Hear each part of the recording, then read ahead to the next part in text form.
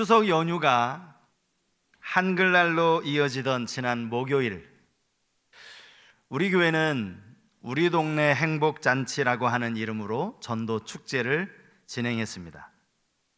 모두가 아시는 것처럼 우리 교회 단독으로 진행하는 행사가 아니었고, 죽전 우리 교회와 또 처음부터 이 일을 계획하고 제안해 주었던 도시전도학교 우리 전도팀과 함께하는 전도 축제였습니다. 지난 2박 3일 동안 전체 138명 전도팀이에요. 전도팀뿐만 아니라 우리 교회, 죽전 우리 교회, WG 다 합쳐서 전도팀, 또 우리 주방 얼마나 고생 많으셨어요. 우리 주방, 또 안내, 다방면으로 많은 분들이 섬겨주셨습니다. 아시는 바와 같이 지난 이틀 동안 내내 비가 왔죠. 그리고 토요일 잔치가 있는 그날에도 오후에는 날씨가 흐리더니 저녁에는 어김없이 비가 왔습니다. 그런데 여러분, 행복잔치에 오셔서 당신의 이름을 적고 전화번호를 기재하고 가신 분이 총 43분이나 계셨습니다. 여러 가지 이틀 동안 전도를 제대로 하지 못할 만큼 비가 오고 토요일에도 내내 흐린 그 상황에서 이 숫자는 결코 적은 숫자가 아닙니다. 어느 교회나 전도를 하죠. 저도 목사 안수를 받고 전임사역자 된 이후로 여러 교회에서 전도에 함께 참여했던 적이 있습니다. 어느 교회에서는 전도지하고 또 주보를 들고 각 빌라에 이 우편함에 이걸 다 꽂잖아요. 여러분 그거 많이 해보셨죠? 다 꽂는 그런 전도를 해보기도 했고요. 또 서울에서 사역할 때는 전도팀, 이 목요일날 전도 특공대가 있고, 그래서 그 특공대원들과 함께 주변의 공원을 다니며 거리를 다니며 1대1로 만나서 그렇게 복음을 전하기도 했었습니다. 사모님들은요, 그 당시 사모님들은 교회 앞에서 부침개를 붙였어요. 일명 부침개 전도, 이렇게 다양하게 전도를 했었어요. 그 당시 쌀집을 운영하시던 장로님, 그리고 보험회사에서 보험 영업을 담당하시던 안수 집사님, 그리고 저, 이렇게 세 사람은 상가 전도를 매주 나갔습니다. 특별히 이제 그 주방에서 그 여름에 아주 시원한 수정과를 이렇게 보온통에 담아주시면 카트를 들고 이제 이걸 끌고 다니면서, 그리고 각 그 가게마다 이만한 각티슈 싫다고 가져가는 사람 한 집도 못 봤습니다. 다 좋아하세요. 각티슈하고 시원한 수정과를 이제 나눠드리면서 그렇게 열심히 전도했던 그런 기억도 있습니다. 제가 지금까지 약 한 25년 동안 목회를 하면서 이런저런 방법으로 전도를 해보았는데요, 도시전도학교에서 진행하는 이 전도 방법은 그동안 해왔건과는 완전히 달랐습니다. 이 도시전도학교의 대표이신 목사님은 물론이거니와 거기 도시전도학교의 찬양팀, 스텝, 간사 이런 분들이 매주 화요일 저녁에 일찍 오셨어요. 일찍 오셔서 다 세팅을 하고, 그 사람들이 20명이 넘었습니다. 간단하게 교회에서 준비한 김밥을 먹고 그렇게 앞시간 강의를 섬기고 또 스텝으로 섬기고 전도도 함께 참여했기 때문입니다. 이번 행복잔치도 마찬가지였어요. 약 40여 명이 넘는 우리 도시전도학교 팀들이 왔는데 주로 청년들이었습니다. 여러분들 보신 분들 계실 거예요. 다 청년들이었고요.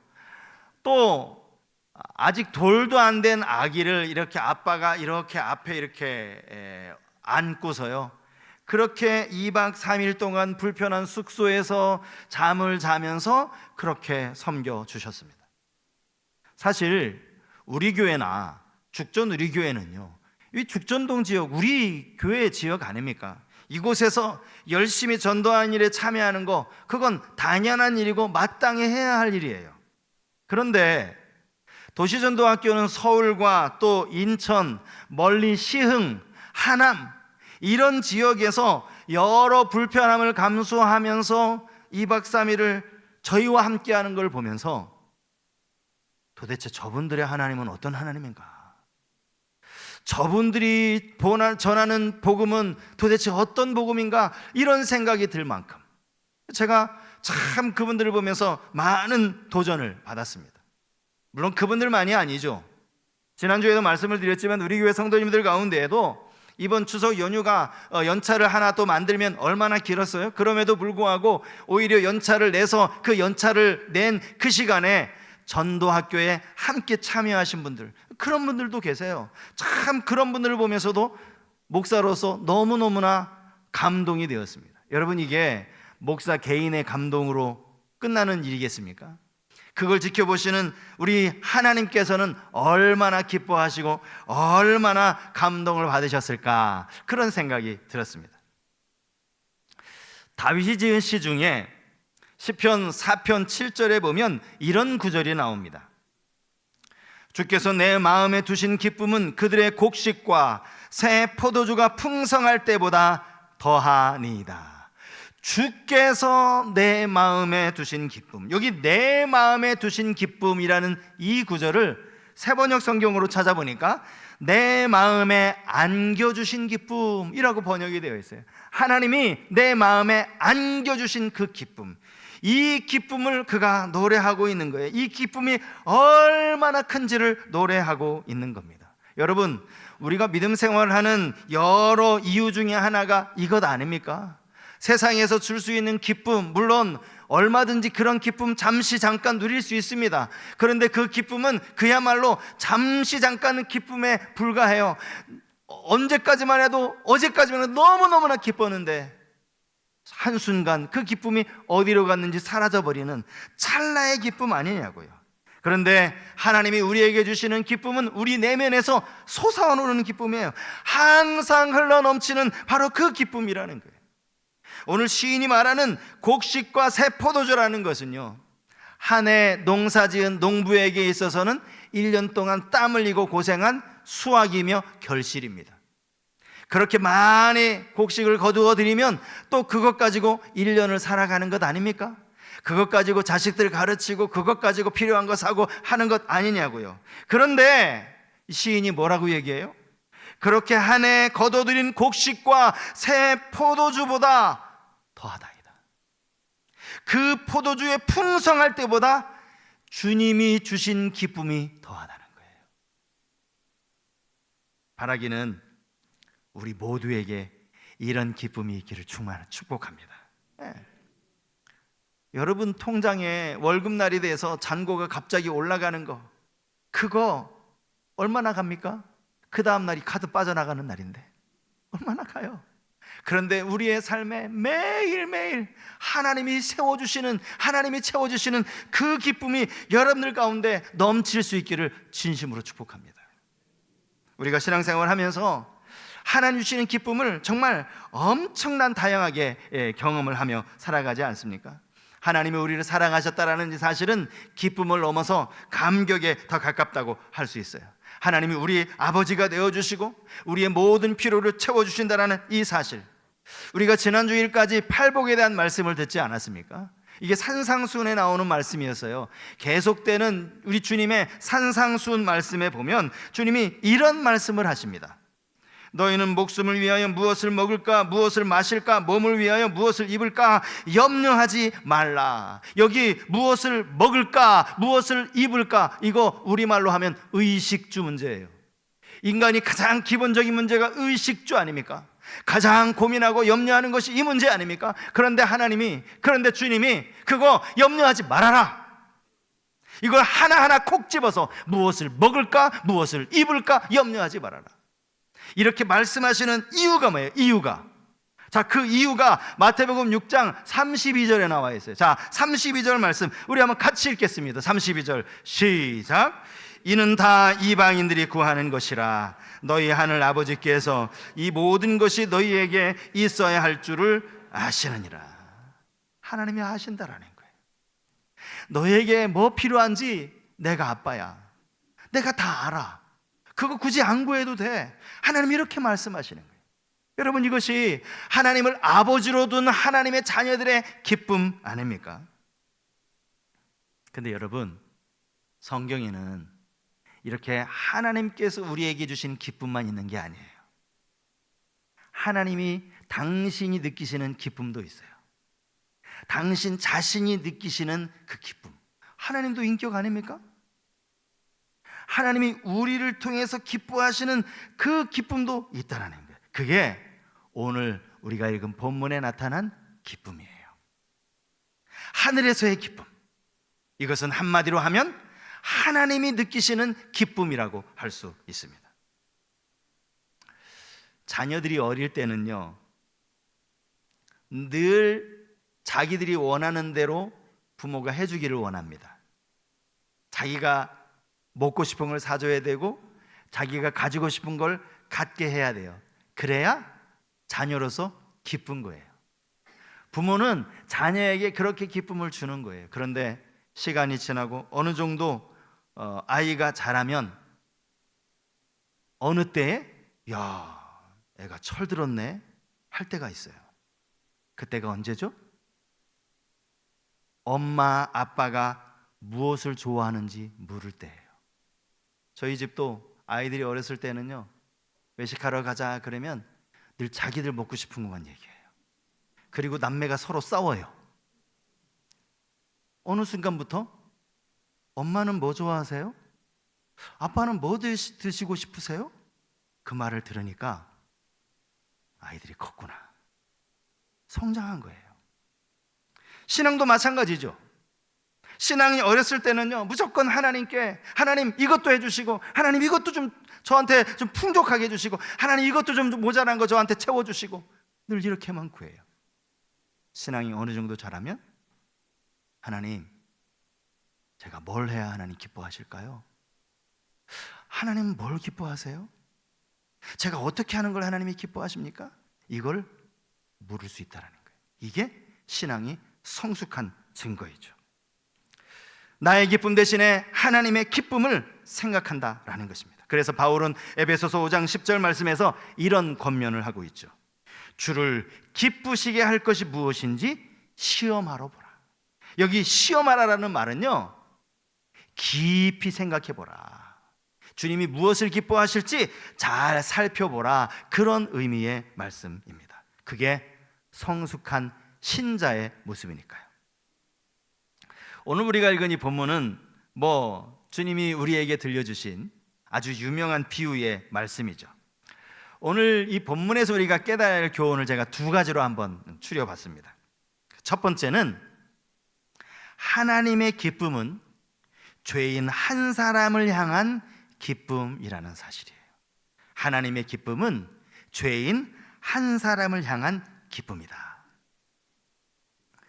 누가복음 15장에는 총 3개의 비유가 나옵니다. 그 3개 중에서 가장 유명한 비유는 여러분들 잘 아시는 탕자의 비유가 되겠죠. 하지만 저는 개인적으로 탕자의 비유보다 더 중요한 비유가 오늘 우리가 읽은 바로 이 비유라고 생각합니다. 왜냐하면 주님이 탕자의 비유를 말씀하실 때에는 여기 비유에 나오는 아버지는 누구를 의미하는지, 탕자는 누구를 의미하는지, 그 형은 누구를 의미하는 건지에 대한 아무런 설명이 없으세요. 그냥 이야기로 시작해서 이야기로 끝이 납니다. 탕자의 비유 맨 마지막 그 구절을 보면 아버지가 형에게 하는 말로 끝이 나요. 이게 무슨 의미인지를 주님이 설명해 주시지 않아요. 그런데요, 오늘 우리가 읽은 이 본문을 가만히 보시면 주님이 비유를 들려주시고 그 비유가 무엇을 의미하는지 설명해 주고 계신다는 걸 알 수 있어요. 자, 누가복음 15장 7절 말씀을 보십시오. 내가 너희에게 이르노니 이와 같이 죄인 한 사람이 회개하면 하늘에서는 회개할 것 없는 의인 99으로 말미암아 기뻐하는 것보다 더하리라. 주님은 조금 전에 잃어버린 양 비유를 하셨어요. 목자가 양 한 마리 잃어버렸다, 그 이야기를 들려주셨다고요. 그런데 정작 이 비유는 양 비유가 아니었어요. 죄인 한 사람을 향한 비유의 말씀이었다라는 거죠. 잃어버린 드라크마 비유도 마찬가지예요. 이 드라크마의 비유가 누가복음 15장 10절에 이렇게 결론을 주님이 내리시는데, 내가 너희에게 이르노니 이와 같이 죄인 한 사람이 회개하면 하나님의 사자들 앞에 기쁨이 되느니라. 같은 이야기죠. 두 가지 비유가 다 동일한 목적을 가지고 주님이 말씀하신 거예요. 그래서 어떤 면에서는 여기 이 드라크마 비유를 보면서 한 드라크마는 우리나라 돈으로 얼마지? 그거 굳이 알 필요 없어요. 주님이 그거 알려주시려고, 이 드라크마의 가치가 얼마나 되는지 알려주시려고 이 비유의 말씀을 하신 게 아니라는 거예요. 죄인 한 사람. 이 두 가지 비유와 마지막 나오는 이 탕자의 비유는 하나같이 이 세 가지 비유 모두를 통해 주님이 말씀하시려고 하는 거, 그것은 한 사람의 죄인이 회개하는 거, 이걸 하나님이 기뻐하신다, 그 이야기입니다. 하늘의 기쁨이 얼마나 큰지, 그걸 당시 모여있던 서기관 바리새인들에게 또 오늘 우리에게 교훈하며 말씀하시는 그 말씀인 것이죠. 죄인 한 사람의 회개를 기뻐하신다라고 해서 오늘 성경에도 보니까 의인 99으로 인하여 기뻐하는 것보다 더하다, 이런 표현을 우리가 오해하기가 쉬운데, 여러분, 한 사람의 죄인을 기뻐하신다고 해서 의인 99을 기뻐하지 않는다는 그런 의미가 아닙니다. 의인 99은요 이미 하나님의 자녀로 하나님의 주시는 풍성한 은혜, 앞에서 제가 말씀드렸던 하나님의 자녀가 누리는 그 기쁨을 이미 누리고 있는 사람들이에요. 문제는 그 기쁨을 누리지 못하는 잃어버린 죄인 한 사람이죠. 하나님이 지금 찾으시는 그 죄인이 잃어버린 영혼이라고 성경은 말하고 있어요. 원래 주인의 소유였던 100마리 양 중에 잃어버린 한 마리, 원래 여자가 가지고 있었던 이 10개의 드라크마 중에 잃어버린 하나의 드라크마, 이것은 원래 주인의 것이고 원래 이 여자의 것이라는 거죠. 여러분, 이걸 절대 잊어서는 안 돼요. 우리가 이걸 간과해서는 안 돼요. 지금 오늘까지 추석 연휴가 계속 되나요? 어쨌든 간에 긴 추석 연휴는 여행을 다니며 즐기며 주일이고 뭐고 그냥 놀기에 즐기는 저 교회 밖의 사람, 저 사람은 하나님을 믿을 수 없는 사람입니까? 그렇지 않습니다. 저들도 잃어버린 양이라는 사실을 우리가 알아야 돼요. 우리만 특별히 하나님이 사랑하셔서 우리만 하나님의 택하심을 받았지, 여러분 그렇게 믿는다면 전도 못하라 합니까? 우리만 택함 받았는데 전도할 필요 없잖아요. 우리 장로교가 믿는 교리 중에 아주 중요한 교리가 예정론이에요. 하나님께서 만세전에 우리 한 사람 한 사람을 하나님의 자녀로 택하여 주시고 구원하여 주셨다라는 이 사실이죠. 그런데 문제는 누구를 택하여 주셨는지를 하나님이 철저하게 비밀로 두셨다라는 거예요. 알 길이 없어요. 어제까지만 해도 교회 다니는 것 가지고 비난하고 비방하고 그랬던 사람이 오늘 예수를 믿을 수 있어요. 그걸 알 수가 없다고요. 그러니 우리는 모두를 다 하나님의 잃어버린 양으로 알고 그들을 하나님의 마음으로 바라보아야 한다는 거죠. 창세기 1장 27절에 보면 이런 말씀이 나와요. 하나님이 자기 형상 곧 하나님의 형상대로 사람을 창조하시되 남자와 여자를 창조하시고, 이렇게 분명히 나옵니다. 그래서 이 땅에 살고 있는 모든 남자, 이 땅에 살고 있는 모든 여자, 동서애가 틀렸다라는 게 이 구절만 보면 알아요. 이 땅에는 남자하고 여자밖에 없습니다. 여러분, 남자로 태어났든 여자로 태어났든 다 하나님의 형상대로 하나님이 창조하셨다, 이렇게 나와 있어요. 그러니 하나님의 형상을 가진 우리 모두는 지금은 교회 밖에 있을지라도 그렇기 때문에 잃어버린 양이에요. 저들도 하나님의 양이라는 사실을 잊어서는 안 돼요. 그 잃어버린 양이 하나님 앞에 돌아오니까, 죄인 한 사람이 회개하니까 하나님이 기뻐하신다는 거예요. 여러분 꼭 기억하십시오. 여러분들이 정말 하나님의 기쁨이 무엇인지 궁금하시고 하나님의 기쁨을 같이 누리길 원하신다면, 하나님의 기쁨은 죄인 한 사람이 회개하고 돌아오는 것을 기뻐하신다. 물론 성경에 우리가 전심으로 하나님을 예배하거나 하나님 앞에 봉사하고 충성하거나 열심히 주를 위해 섬기는 거 기뻐하시죠. 그런데 그 기쁨보다 더 큰 기쁨이 죄인 한 사람이 회개하고 돌아오는 그때의 기쁨이라는 거, 이걸 여러분 잊지 마시기 바랍니다. 이게 오늘 본문이 주는 교훈이에요. 그런가 하면 두 번째는요, 하나님의 기쁨은 우리도 같이 기뻐해야 하는 기쁨이다라는 사실이에요. 하나님의 기쁨은 우리도 함께 기뻐해야 하는 기쁨입니다. 비유를 다시 한번 볼까요? 여러분, 양 100마리를 가지고 있던 주인이 양 한 마리를 잃어버렸어요. 엄밀하게 말하면 주인이 양을 잃어버린 건 아닐 거예요. 주인이 왜 자기 양을 잃어버리겠어요? 양이, 그 양들 가운데 양 한 마리가 뭔가 대열을 이탈했든지 아니면 뭐 돌부리에 걸려서 넘어졌든지 낭떠러지에 떨어졌든지 어쨌든 그 양 한 마리가 자기 실수로 대열을 떠나면서 잃어버린 양이 된 거죠. 우리는 사실 이 양이라는 동물이 좀 생소해요. 그래서 잃어버린 양은 어떤 모습이고 왜 잃어버렸을까를 우리 정확하게 우리가 그 문화에 살고 있지 않기 때문에 알기는 어렵습니다. 분명한 것은 오늘 성경에 보면 이 목자가 찾아내기까지 찾았다 이런 표현을 썼어요. 이게 무슨 말이죠? 양 한 마리가 없는데 이렇게 뒤를 돌아보니까 저 뒤에서 오고 있어. 그건 찾아내기까지 찾은 게 아니에요. 찾아내기까지 찾았다라는 건 이 양 한 마리 어디 갔지? 어디 넘어졌나? 어디 수풀에 걸렸나? 찾아내기까지 열심히 고생을 한 거예요. 분명한 건 이 양의 주인은 양 한 마리 잃어버린 양 찾기 위해서, 양 자기가 실수했는데 그 잃어버린 양을 찾기 위해 참 많이 애를 썼던 것 같아요. 그런데요, 그렇게 자기 스스로 잃어버린 양을 어떻게 천신만고 끝에 찾았어요. 그랬는데 그 양을 찾았다는 이유로 자기 친구를 모아요. 이웃들을 불러 모읍니다.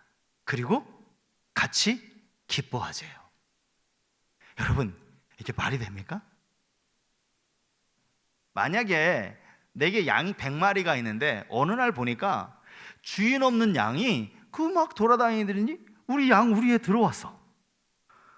땡 잡은 거죠. 저 원래 우리 양이 아닌데 주인을 잃어버렸는지 그냥 내게 된 거예요. 그러면 얼마든지 잔치할 수 있죠. 그러면 여러분 잔치 안 하겠어요? 야, 친구들 막 다 불러다가 야, 우리 집에 양이 몇 마리가 그냥 저절로 들어왔어. 그러니까 오늘 잔치해도 돼. 막 맛있게 먹어. 잔치할 수 있어요. 그런데 지금 주인의 상황은 그게 아니에요. 고작 잃어버렸다가 한 마리 찾은 거예요. 근데 그것 때문에 친구를 불러요. 이웃을 불러요. 그리고 같이 기뻐하세요. 여러분, 이게 기뻐할 일입니까? 드라크마도 마찬가지입니다. 10개의 드라크마 중에서 뭐 하나가 바닥에 떨어졌는지 어디 굴러갔는지, 여러분 동전 하나 이렇게 바닥에 굴러다니면요 이거 찾기 진짜 힘들어요. 도대체 이게 어디 숨었는지 간신히 그걸 찾았단 말이에요. 그래서 10개를 가지고 있다가 다시 10개가 된 거예요. 본전이 된 거예요. 그런데 그거 드라크마 하나 찾았다고 또 친구를 부르네요. 이웃을 불러요. 야, 와. 맛있는 거 했으니까 와. 목적이 뭐죠? 같이 기뻐하자는 거예요. 같이 기뻐하자. 이게 일상생활에 이렇게 생각을 하면 이건 말도 안 되냐. 이런 게 어딨어. 너무 지나치지. 그런데요, 이게 영적인 의미로 보면 이게 얼마든지 이해가 되는 거예요. 하나님 보실 때 하나님의 양이었어요. 길을 잃었어요. 그 양을 다시 찾았습니다. 하나님은 그 길에 함께 충분히 기뻐하실 수 있다는 거죠. 여러분은 탕자의 비유에서 탕자의 형, 아버지의 이제 맏아들이죠. 그 맏아들이 아버지께 책망을 들어요. 무엇 때문에 책망을 들었는지 여러분 알고 계십니까? 왜 맏아들을 아버지가 책망했을까요? 그 이유는 맏아들이나 되었음에도 불구하고 아버지의 기쁨에 공감하지 못했기 때문이에요. 아버지는 너무 기쁜데 이 기쁨을 공감하지 못해서 맏아들이 책망을 들은 거예요. 맏아들이 돌아왔는데 막 집 안에서 무슨 막 그 풍악을 울리는 소리가 들려요. 이게 어떻게 된 일인가 물었더니 집 나갔던 탕자가 돌아왔대요. 그래서 아버지가 너무 기뻐서 잔치를 벌인답니다. 그 이야기를 듣자마자 이 형이 화가 났어요. 자, 누가복음 15장 28절 말씀입니다. 그가 노하여 들어가고자 하지 아니하거늘 아버지가 나와서 권한대. 아버지가 이 둘째를 위해서 막 잔치를 하다가 손님을 모아놓고 막 잔치를 하다가 첫째 아들을 만나러 나와요. 집 밖으로 나와요. 너 왜 안 들어오고 있니? 네 동생 들어왔어. 같이 기뻐해야지. 다시 권한대 라고 말하고 있어요. 아버지는 형에게 권했을 뿐이에요. 아버지가 형에게 요구한 건 아무것도 없습니다. 야, 너 형이잖아. 넌 아직 내가 물려준 거 다 가지고 있잖아. 지금 동생 불쌍하지 않니? 이 동생을 위해서 네가 가지고 있는 신 중에 하나 좀 동생 좀 신겨라. 아버지가 그렇게 말하지 않아요. 야, 동생이 지금 저렇게 쫄쫄 굶어가지고 지금 몰골이 많이 아닌데 너희 집에 송아지 많잖아. 그 송아지 한 마리 잡아가지고 이 동생을 위해서 좀 음식 좀 해서 좀 그렇게 좀 갖고 와라. 아버지가 그 얘기 하지 않아요. 이 탕자 손에 껴있는 가락지, 탕자가 신고 있는 신, 그가 입고 있는 옷, 이게 다 누구 거예요? 아버지 거예요. 아버지. 탕자를 위해 잡은 소 누구 거예요? 아버지 거예요. 아버지가 맏아들에게 원하는 건 동생을 위해서 네 집에 있는 거 뭐 갖고 오는 게 아니에요. 그냥 기뻐하라는 거예요. 탕자를 위한 건 다 아빠인 내가 다 챙길 테니까 너는 와서 그냥 기뻐해. 아버지는 그 일이 마땅한 일이라고 이야기합니다. 누가복음 15장 32절 말씀이에요. 이 내 동생은 죽었다가 살아났으며 내가 잃었다가 얻었기로 우리가 즐거워하고 기뻐하는 것이 마땅하다 하니라. 여러분, 이게 책망이에요. 여기 마땅하다라는 말은요, 영어 성경을 보면 had to, must랑 똑같아요. 반드시 해야 되는 거예요. 너 이거 안 하면 안 돼. 반드시 이렇게 해야 돼. 지금 네 동생이 들어왔는데 아빠와 같이 기뻐하지 못해? 넌 이거 반드시 기뻐해야 돼. 그런 의미의 말이라고요. 아버지는 이렇게 기뻐하는데 장자라는 녀석이 아버지와 함께 기뻐하는 게 그렇게 어렵습니까? 오늘 이 말씀을 우리에게 적용해 볼 수 있어야 됩니다. 하늘의 하나님이 보실 때 이것만큼 기쁘신 일이 없다라고 했어요. 그리고 그렇게 죄인 한 사람이 돌아왔어요. 아니, 어제로 치면 한 사람이 뭡니까? 40명이 넘는 사람이 자기의 연락처를 적어요. 요즘 개인정보 때문에요, 어지간해서는 자기 이름도 제대로 밝히지 않아요. 근데 전화번호까지 적었다고요. 물론 그들이 아직 회개한 건 아니겠죠. 하지만 여러분, 회개는 복음이 들어오면 자연적으로 나오는 게 회개예요. 먼저 회개하고 복음을 듣는 게 아니라 그 하나님의 사랑, 이 예수님의 십자가를 들으면 자연적으로 회개가 나오는 거라고요. 이 맏아들이 나름대로 아버지에게 한 번도 아버지의 말 어기지 않고 아버지가 하라는 거 한 번도 불순종하지 않았어요.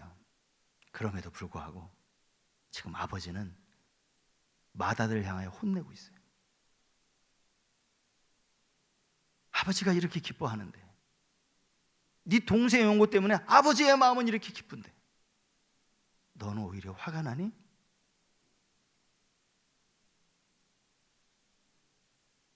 우리 교회는 그동안 하지 않았던 나름 있는 전도 행사를 올해만 2번을 치른 것 같습니다. 그 첫 번째가 6월에 있었던 어린이 축제죠. 이때도 거의 130명인가요? 꽤 많은 아이들이 교회에 와서 1대1로 복음을 들었어요. 이번 2박 3일 동안 치러진 이 행복잔치도 마찬가지입니다. 제가 지금까지 목회하면서 이런 방식으로 전도한 건 처음이에요. 아니, 우리 저 죽전 의료교회랑 뭐 아무리 가깝다고 하더라도, 그 목사님하고 저하고 친하다고 하더라도, 이게 두 교회 연합하는 게 가능할까 싶었는데, 그런 어떤 염려는 아예 할 필요가 없더라고요. 오히려 시너지 효과를 나타나는 것을 보았습니다. 일단은요, 수원에 있는 어느 교회가 우리 교회에 행복잔치 한다고 보러 왔나 봐요. 그러면서 그분이 무슨 말씀을 하고 가셨는가 하니까, 사람들의 전도하는 사람들의 표정이 너무 밝더래요.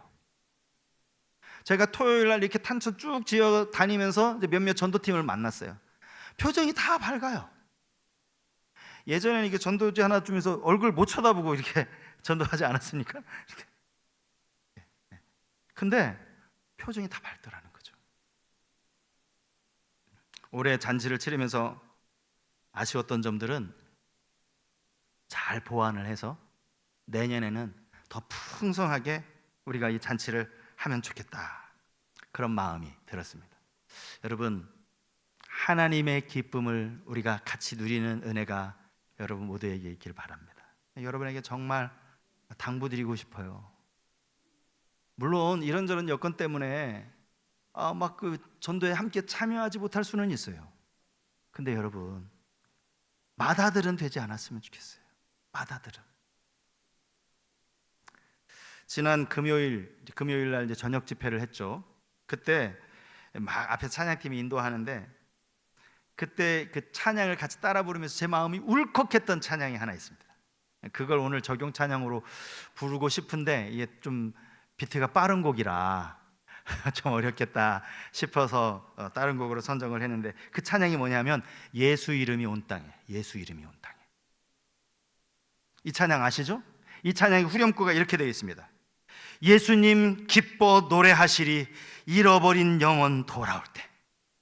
예수님 기뻐 춤추시리 잃어버린 영혼 돌아올 때.